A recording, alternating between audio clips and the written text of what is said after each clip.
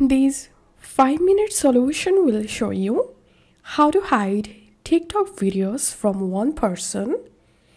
So if you want to hide your videos from one person, open the specific video, tap on this three dot, scroll to the left side, tap on privacy settings, and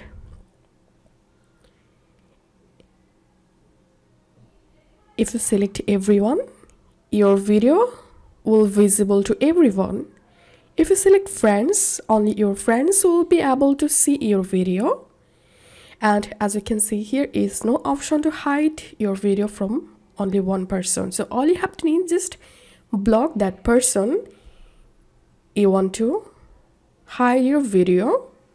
So this is the only one way to hide videos from one person. If you find this video helpful, don't forget to subscribe. 5-minute solution. See you in the next video.